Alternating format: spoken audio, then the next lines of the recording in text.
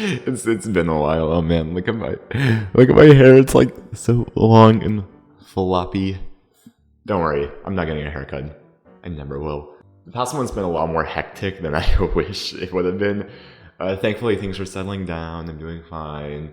Hopefully, October has at least another video planned. Maybe, if we're lucky, I'll get it in time. If not, I'm sorry.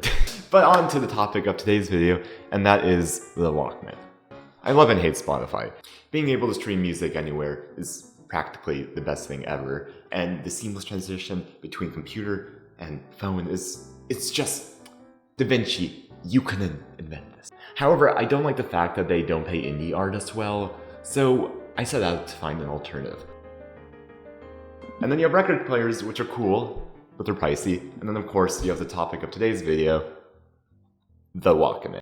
The Walkman's practically obsolete in 2021 when we're surrounded by all of these streaming services that support instant playback, lossless audio, and wireless headphones.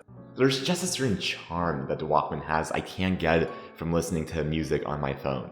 So to experience the 90s charm with modern music, I'm going to be using the Walkman entirely for just one day in 2021. First off, let's talk specs. This is a Sony FX M10, and some things never really change. You had 30 years, Sony.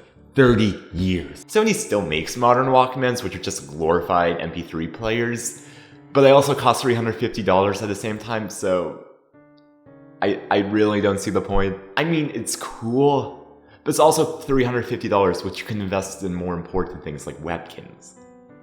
That aside, I got this a year ago for the fun of it, but now I'm kind of scared to use it since I just realized really how old this is.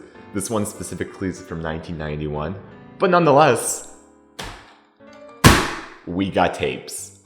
Anyway, so the FX M10, I'm just gonna call it the 91 Walkman because I don't feel like getting any aneurysm today. So the 91 Walkman has a bunch of cool little knobs, play and fast forward buttons on the side, and a 3.5mm headphone jack because, of course, normal people designed this product. The Walkman comes bundled with these headphones, and they aren't awful, but they also aren't great. I mean, it's a Walkman from 91, so I'm not expecting anything crazy, but it would also be nice if they didn't fall off my head every 5 seconds. Anyway, besides all that, this unit still works. Granted, I bought it brand new off of eBay, but so, it works. Anyway, so to test sound, I'm going to be doing a little experiment with one of my favorite albums of all time, Post by Björk.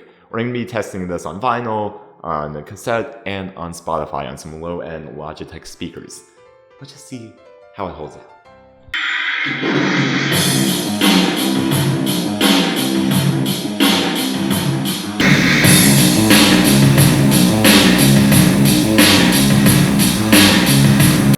Okay, so on these speakers, there's definitely some crackle. You can hear, especially on the quieter parts of Hyperballad, the little hiss of the tape. But if you translate it to headphones, it's not that bad. Come on. I mean, granted, it's not amazing, but we're talking about something invented 30 plus years ago that still is able to deliver great sound on the go. I think it comes pretty close. But it's still pretty cool to be playing Post on tape and flaunting it for everyone to see. To get some more testing done, I went on a walk in the park followed by the city and then evaluated my experiences.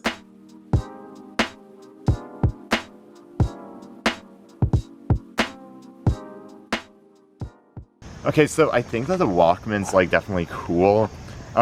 Besides the fact that the headphones don't stay in all the time, which gets annoying. If I really press out, I can hear every single ounce of sound.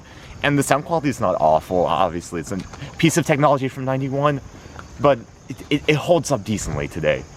If there are some annoying things, it's the fact that it doesn't fit in my pocket properly, which is just a little bit annoying, and the headphone cable is very short compared to other headphones, especially my studio ones. Granted, those are studios. Okay, but as far as this goes for the park, I think it's a great environment because the park's quiet and there is a lot of noise leakage with these headphones, so you wouldn't want to be somewhere in a crowded city because you can't hear the music otherwise. But yeah, I think it's only good for certain situations like this at the park or you're at home or something. It's very much independent, reflective, nostalgic thing. I also will say that I got a lot of confused looks from older people today while doing this, so I don't know if that's a good or bad thing. And that about wraps it up.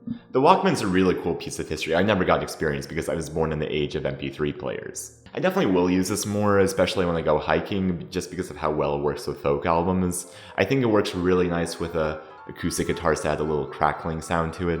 But yeah, the A1 Walkman gets a would recommend if you like carrying unnecessary shit while being inconspicuous out of 10. Anyway, that's it for this week. I'll probably be back soon. Maybe not.